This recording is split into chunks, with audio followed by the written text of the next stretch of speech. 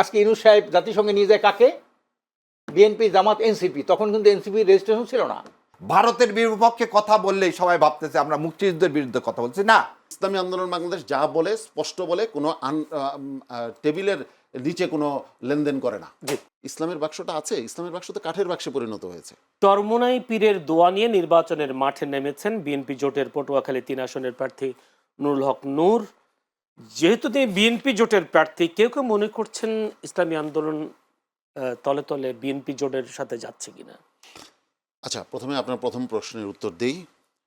এটা আদর্শিক কারণে নাকি স্বার্থের কারণে? জি, দেখুন, আদর্শিক কারণ যে এটা একটা প্রমাণ দিই। আপনার আলোচনা এবং ভাইয়ের আলোচনায় সবাই একটা বিষয় কিন্তু আমরা একমত, যে আমরা এক বক্সে ভোট আনতে চেয়েছিলাম।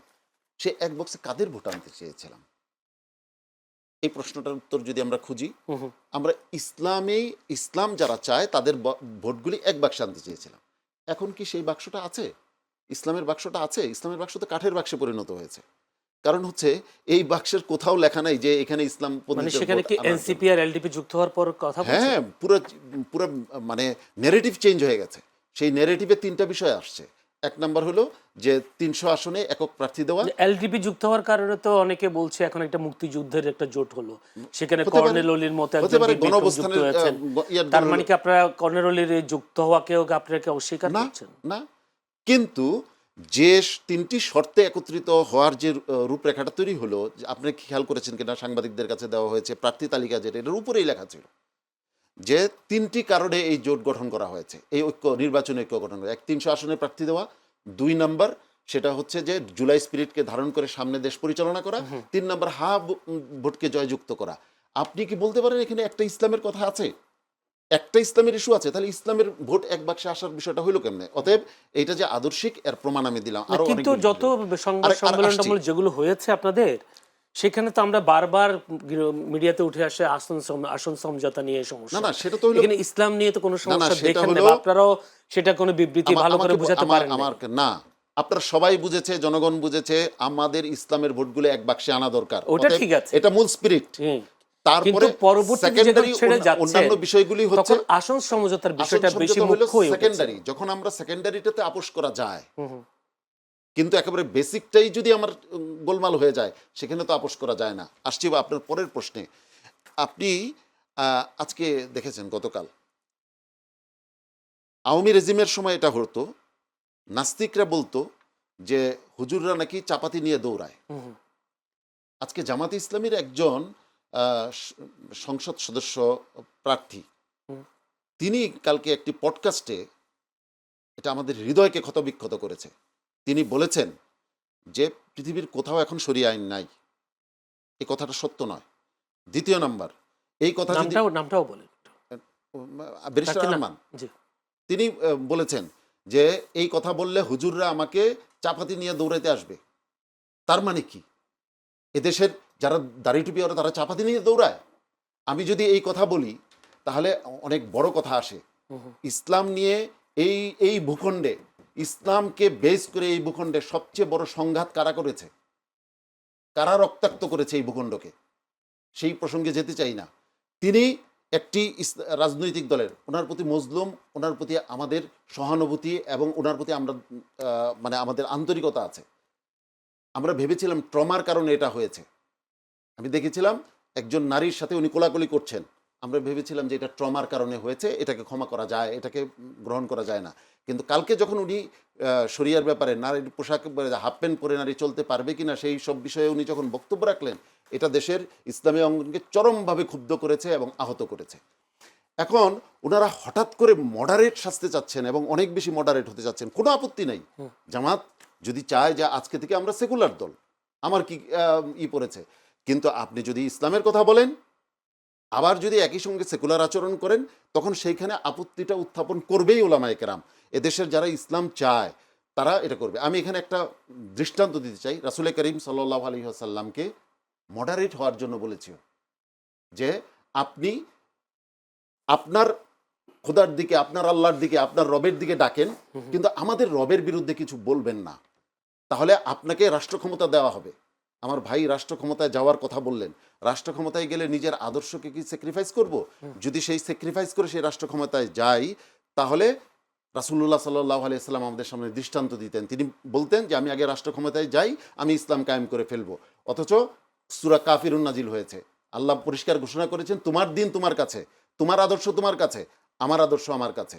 অতএব এইখানে একদম স্পষ্ট হইতে হবে। এখানে যদি অস্পষ্ট হয় যে না আমি আপাতত পাশ্চাত্য দুনিয়াকে বুঝাই যে আমি মডারেট হয়ে গেছি, আমি ইন্ডিয়াকে বুঝাই আমি মডারেট হয়ে গেছি, আর জনগণকে বুঝাই না আমরা ইসলামী দল, এই যে দুই ধরনের দুই নৌকায় পা দেওয়া, এটা রাষ্ট্রের জন্য, এদেশের মুসলিম জনগোষ্ঠীর জন্য বড় ধরনের সর্বনাশ ডেকে নিয়ে আপনি আসবে। যে দ্বিতীয় প্রশ্ন যদি আসেন, ইসলামী আন্দোলন বিএনপি জোটে যুক্ত হচ্ছে কিনা, ও, যেহেতু হ্যাঁ, চমৎকার নূর হক বলেছেন। নূর হ্যাঁ, হ্যাঁ, যেহেতু চমৎকার বলেছেন। পীরের নূর ধোঁয়ায় গিয়ে থাকে। বলেছেন, এটা জানা থাকা তো, নূর গিয়ে বলেছেন যে আমার জন্য একটু ই করেন। তো আমাদের আমির স্পষ্ট বলেছেন তোমার আসনে আমাদের প্রার্থীর অবস্থা ভালো, হুম। তুমি আমাদের দলে যোগ দিয়ে দাও, তুমি মানে হাত পাখার পক্ষে যোগ দিয়ে দাও।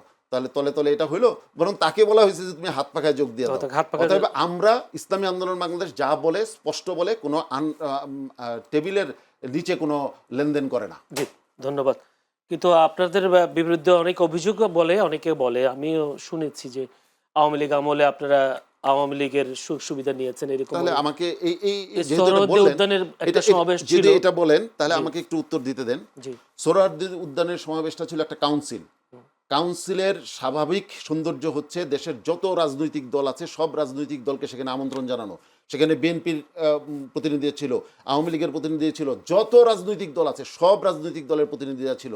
আমরা বরং কোনোদিন কেউ দৃষ্টান্ত দেখাতে পারবে না যে শেখ হাসিনার গণভবনে গিয়া পিঠাপুলি খেয়েছি, এটা কেউ দৃষ্টান্ত দেখাতে পারবে না। আজকে তো কত কিছু ফাঁস হয়, টেলিসংলাপ ফাঁস হয়।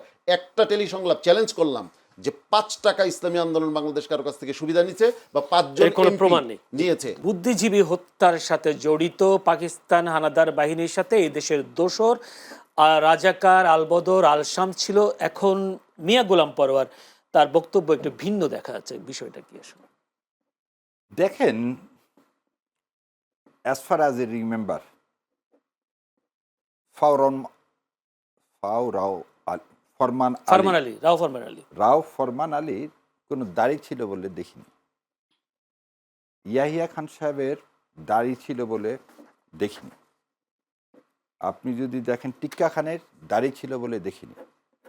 ওই প্রসঙ্গে আবার আসতেছি, সায়ের ভাই একটা ভিডিও করছে, আপলোড করছে, সেখানে এক আলবদর বাহিনীর সাথে কথা বলছে যে সেও ক্লিন শেভ। আজকে আপনি গত 15 বছরে দেখালেন টুপি এবং দাড়ি হলেই সে আলবদর রাজাকার। যদি আপনার এই কনসেপ্টটা নিয়ে নিই, আর আপনার প্রশ্নের তাহলে প্রথম কথা হলো টুপি এবং দাড়ি এটা একটা কাল্পনিক মিথ, একটা ইউটোপিয়া, যা আসলে যাদেরকে আপনি আলবদর রাজাকার বলতেছেন তারা না। এবার দ্বিতীয় একটা জিনিস বলি, মুক্তিযুদ্ধ চারু মজুমদার বইটা লিখছেন নেসার আহমেদ। নেসার আহমেদ তার বইয়ে বলতেছেন যে দেখেন আমাদেরকে 16ই ডিসেম্বর বাংলাদেশকে একবারে সব জায়গায় এলাকা স্বাধীন হয়েছে না, স্বাধীন হওয়া শুরু হয়ে গেছে, কিন্তু অক্টোবর থেকে বিভিন্ন জায়গায় সেগমেন্ট করে স্বাধীন হওয়া শুরু হয়েছে। এবং আপনি একটা জিনিস দেখবেন যে কখনো ওই পাকিস্তান বাহিনী এই 30,000 সৈন্য সারা বাংলাদেশের সমস্ত জায়গা কভার করেছিল এটা না। তাহলে আপনি এপ্রিল মাসে বৈদ্যনাথ তলায় আপনি যে বিএসএফ নিয়ে এসে যে শপথ নিলেন, তাহলে তো আপনি সেটা পারতেন না। তাহলে 16ই ডিসেম্বরের আগে যেসব অঞ্চল স্বাধীন হয়ে গেল সেসব অঞ্চলে তাহলে আলবদররা কোথায় গেল? এই জন্যে এই বইটার কথা বললাম। এই বইটা বলতেছে 14 তারিখে ঢাকা শহরেও কোনো কে ছিল না, কোন আলবদর রাজাকার কিছু ছিল না। এবং আরেকটা জিনিস আপনাকে বলি, আপনারা হয়তো সবাই জানেন ববিতা কে ছিল। ববিতা হচ্ছে জহির রায়হান সাহেবের শালী।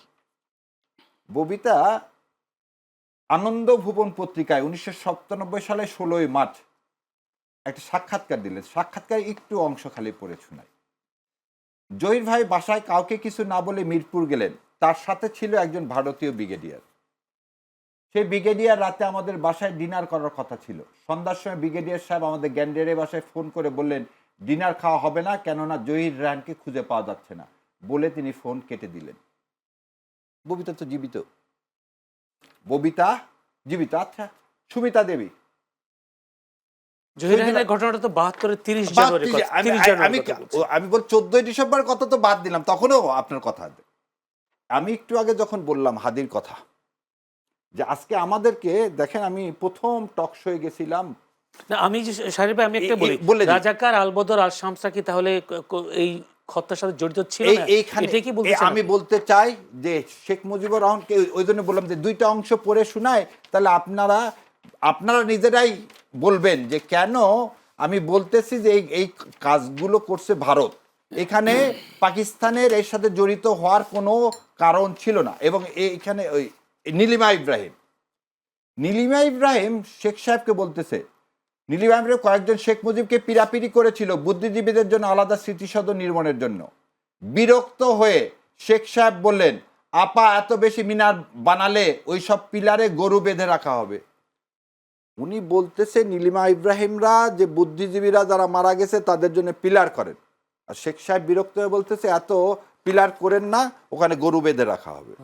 তাহলে শেখ সাহেব যদি জানতোই, আজকে তার মানে জন্ম শতবার্ষিকী অনুদায় হাজার হাজার কোটি টাকা আপনি খরচ করলেন, আজকে যদি আমার, তাহলে আপনি 72 থেকে 75 কোলাবরেটর একে সবার বিচার করলেন, আপনি ইনকোয়ারি রিপোর্টটা কেন প্রকাশ করতে দিলেন না যে বুদ্ধিজীবীদেরকে কারা হত্যা করছে? গত 17 বছরে শেখ হাসিনা কেন এইটা বের করলেন না? জান আপনি, আর শহীদুল্লাহ কায়সার ছেলে কি বলছে, যে আমার বাবাকে পাকিস্তানিরা হত্যা করেনি, বলছে তো। শমী কায়সার তো বলেনি না, আমার শমী কায়সার কি, দুই ভাই বোনের মধ্যে তো বাটোয়ারা মামলা সবসময় হয়, ভাই বোনের জমি জমার মধ্যে। শমী কায়সার এমপি হতে পারছে ওই জন্য বলেনি, আর একজন হয়তো সৎ সেজন্য এমপি হয়নি। আপনাকে যে কথাটা হাদির ভাইয়ের কাছ থেকে নিয়ে আসলাম, আমরা যে কথাটা তো আপনাকে বলতে, জাহিদ ভাই একদিন বলছিল ইসলামী বিদ্বেষী কথা বললে আমাদের জীবন কি হয়ে যায়, বিপন্ন হয়ে যায়। আমি বলে দিচ্ছি, জাহিদ ভাইয়ের টকশো সারাদিনে 4-5টা করে বেড়াচ্ছে, তাদের জীবন কোথাও বিপন্ন হয়নি। বিপন্ন হচ্ছে ভারতীয় আধিপত্যবাদের বিরুদ্ধে কথা বললে আমাদের জীবন বিপন্ন হচ্ছে। ঠিক একই জিনিস 72 সালে, আপনি আরেকটা জিনিস বলি, শহীদুল্লাহ কায়সার, জহির রায়হান, যত প্রফেসর ছিল বিশ্ববিদ্যালয়ে, তারা ছিল সবাই সমাজতান্ত্রিক মনা। তারা এদেশে একটা সমাজতন্ত্র কায়েম করতে চাইছিল, যেটা সিপিএম ওপারে করছে।